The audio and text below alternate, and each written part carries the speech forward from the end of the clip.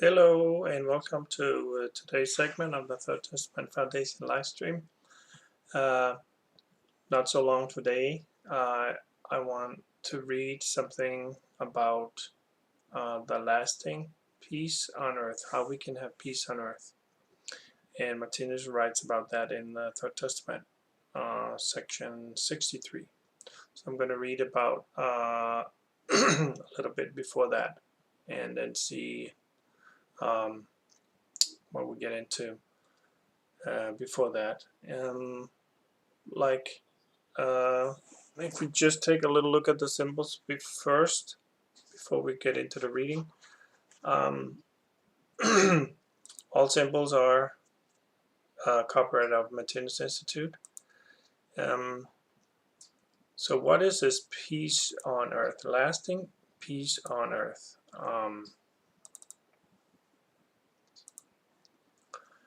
If we look at this symbol, Martinez entitled it the Eternal Will Picture, the living being, 2, the eternal Godhead, and the eternal sons of God. We have the eternal Godhead, and the eternal Godhead is everything, right? And more specifically, the center of the symbol is the eternal Godhead, and we have the eternal sons of God, all the little spheres or rings or circles, the white circles around in the edge. That's the sons of God. And in this exchange of energy between the eternal Godhead and the eternal sons of God, there is the created world. You see the 6 colors, and that symbolize the spiral cycle, the evolutionary cycle. And we see our planet is situated in such a spiral cycle, going counterclockwise towards the star, out of the orange into the yellow. So the orange symbolizes the animal kingdom, and the yellow symbolizes the real human kingdom. And we see that the law of the animal kingdom is every man for himself, and it is more blessed to take, and the law of the real human kingdom is every man for his neighbor, neighborly love, and it's more blessed to give. So in the animal kingdom we take, in the human kingdom we give, right? So, but right now we're in the transition, so we're kind of like a sphinx being, the humans incarnated on a planet, or representing sphinx beings that to some extent are not all taking, but they're not all giving. We're like a hybrid transitional being. Once we enter through this gateway or portal symbolized by this star, which symbolizes the great birth, the cosmic birth, the birth of the intuition body, like we talked about in the last segment,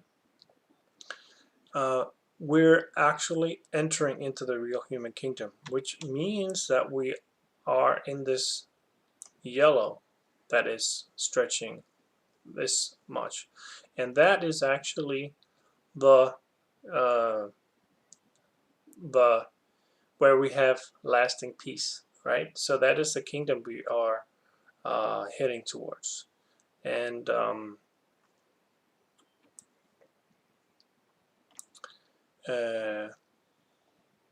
we see that this dominant color of yellow symbolizing love energy, all love energy, neighborly love, compassion, is the predominant energy. Whereas in the world where the planet is situated right now, we have orange, which is a killing principle, explosion energy, and gravity energy. So as this planet Earth moves, and it's inevitable that it will enter this real human kingdom where there's lasting peace on Earth. When this planet enters, it's just a matter of time, every day a little bit closer, a little bit closer, a little bit closer, right? So it gets better and better every day. So, and that's, we're going to try to read about this this lasting peace, how we get there. Of course, it's just a little excerpt, so it's not really the whole explanation, but I urge you to read the Book of Life yourself, the Third Testament, and we'll see uh,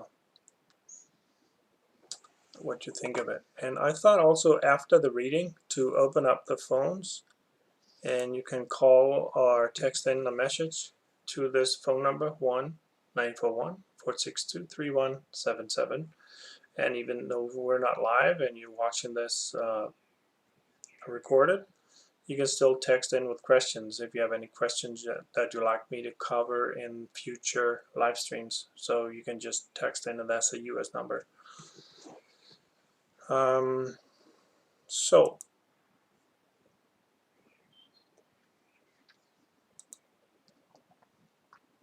the Third Testament, Book of Life, sections 62 to 65.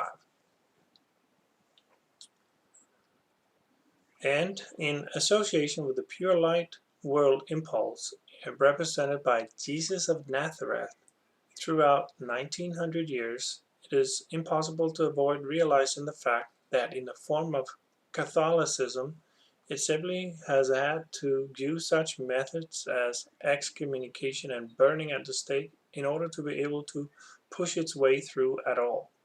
It was obliged to usurp power over kings and emperors, for in many cases in those days such persons were in reality brigand chiefs and gang leaders.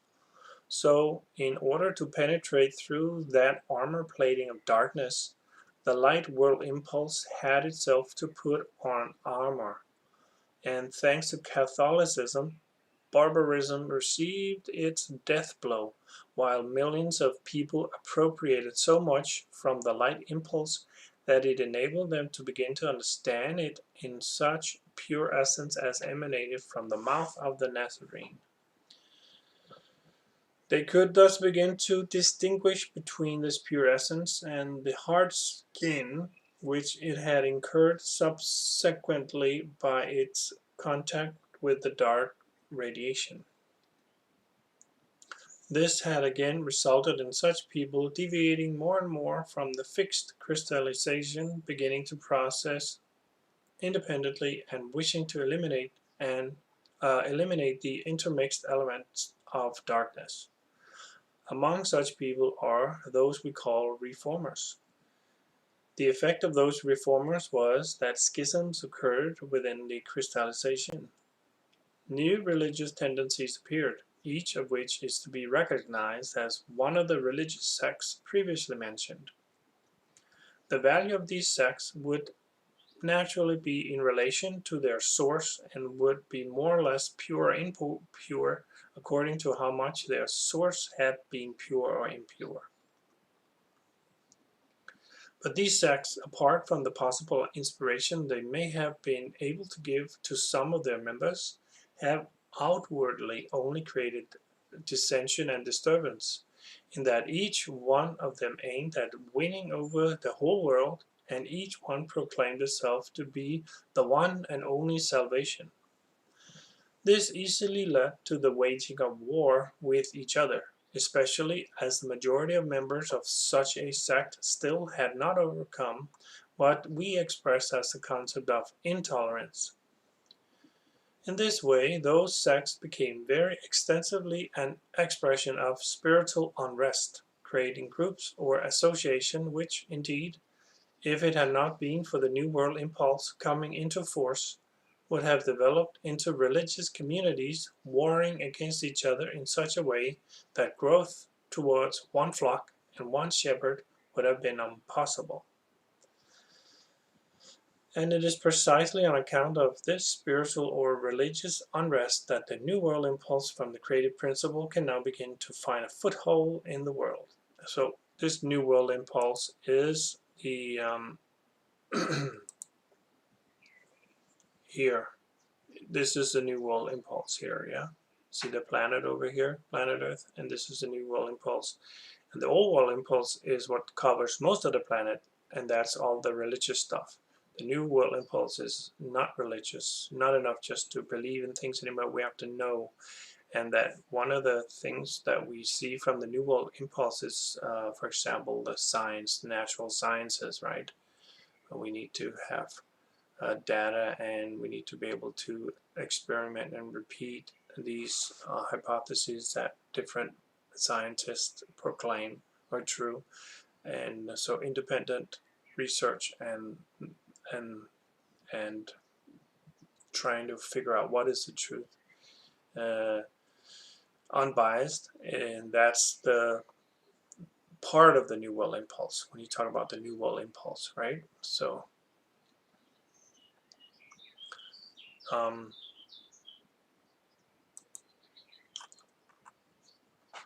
among the symptoms of this New World Impulse, one can mention those powers reflected in new architecture, modern music, and art. Here one must take into consideration that these realities are still only in the first feeble embryonic stages, and one day, when they reach their culmination and become classic, they will far outshine and all hitherto existing forms of music and art. Furthermore, the New World impulse is also expressing itself in this century's strongly rising development of intelligence, which is concentrated in what we call science. This is another dawning result of that impulse, and is already such a strong factor that without it, mankind would not be able to lift itself out of the old, primitive notions and prejudices with which its present world concepts are bound up. Science has thus become one of the main factors of assistance in enabling the New World impulse to reach the dawning of its first entrance into the zone of the Earth. But the New World impulse also has symptoms of an unpleasant kind. These are reflected in the great political movements and revolutions of later times, along with sexual abnormalities, unhappy marriages, and mental illness, a great many of which realities would be classified as reactions which necessarily arise when the New World impulse clashes with the old concepts or ideas about life. As already mentioned in Lewis Bow, these reactions have been called the birth pangs before the birth of the New World impulse. So this Lewis Bow, it's the Book of Life in Danish, yeah, it means the Book of Life. Concerning the New World impulse, there is one more point to mention, that while the world picture was shown only in a fragmentary and symbolic form of words through the Old World impulse because of mankind's primitive standard of intelligence at that time, there were in it gleams of light on some important subjects and points of morality. However, through the New World impulse, that same world picture becomes manifested in its entirety, in fully intelligible change of thought, visible and satisfying not only for human feeling, but also for the now rapidly growing intelligence and the dawning of intuition. So this is very interesting, yeah, because whereas religion, a lot of times religion uses suggestion, right? And it talks to your feelings. This New World impulse talks to your logic, logic side. So here in these, it talks like, for example, in the Book of Life, there is this fully intelligible change of thought. So these are these change of thought that make sense to us when we're reading. We can use our common sense and figure things out for ourselves, and not just believing in it and using our feelings, but using our intelligence, right?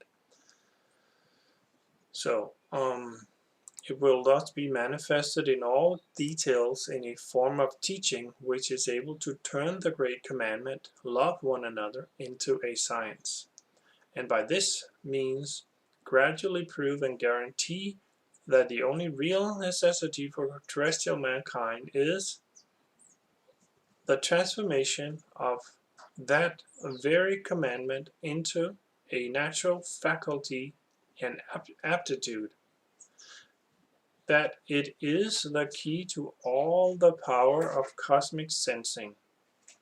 In other words, it is the talent to see God, and thereby the source of all true beauty, joy, inspiration, and perfect creation. Right? So this is, he talks about how this love one another, which is the law of the real human kingdom, right? The law of the animal is not loving, it's taking, right? So this is the giving principle. Love one another. How to turn that into a science, he says. How do we turn it into a science? And thereby we can guarantee this only real necessity for terrestrial mankind, namely that we transform this giving principle into our natural way of life, that our how we behave and towards others, that we practice that, right? We practice this giving principle to love one another, and that is again the key to all the power of cosmic sensing. So that's what we talked about in the last segment of the live stream, that this cosmic sensing comes when we have love. When we have love, we activate these ennobled feelings and intelligence or intellectuality, right? And that is what makes us able to use cosmic sensing or intuition. So, in other words, the talent to see God, and we see God with our intuition body, right? So, again, from last time, I urge you to see the last one. That was very interesting, how this intuition body is these cosmic sense that we have, but we can only use it if we have um, a loving attitude. So we need to cleanse ourselves from the animal kingdom, where we take principle of taking and practice the principle of giving. So and when we have really practiced that a lot, so it's become automatic. So we give and give and give no matter what. So we love one another. That is the giving principle. Then we activate our intuition bodies. So, and that's the talent to see God, and that's what we need. That's a star. Um, that's what this star means, right? That's when we activate our intuition body, and that is actually the gateway or the portal into the real human kingdom, where the principle of giving is king, is reigning, right? Supreme and sovereign. So let's just read the last part here. And so the fundamental and final result of the New World impulse will be that mankind's latent spiritual faculties of today will be brought forward to a fully usable condition, so that people will gradually be able to sense spiritually as easily as they now sense physically. They will come to experience the great birth, which is the entrance or gateway leading to the true experience of life, the experience of immortality, and the experience of feeling one with all living beings. The prodigal son, in the form of mankind, will, through the New World impulse, be received by the Father. The shadows of darkness in the form of sorrow, illness, and mutilation shall be no more, but the victory of love, shining over all things, will become an actual fact, which a fact, and will bring with it a lasting peace on earth. So there it is, the lasting peace on earth, right? So we need to be loving. Otherwise, we will not have this lasting peace on earth, right? And that's where we are right now. We're in this Armageddon or doomsday period, transitional cleansing stage before we enter this evolutionary stage, right? You see the planet is here, it needs to enter here, so that takes a long time. Martina says maybe 2,000 years, could be 3,000, could be maybe 500 for the beings that are furthest ahead, you know. So this is a relative term. How long does it take? Yeah, I think that's about it. And I don't know if there's anybody on the call, but if anybody's on the call, you're welcome to text or call in with questions. And 1-941-462-3177. And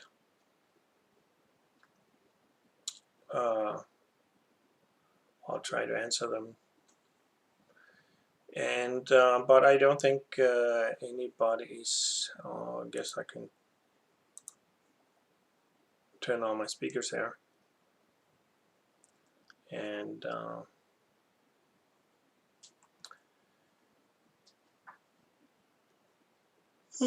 crickets. So I think that I will call it the day, and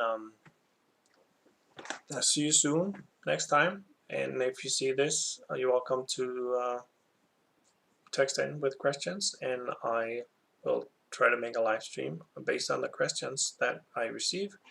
And so thank you for today, and see you soon.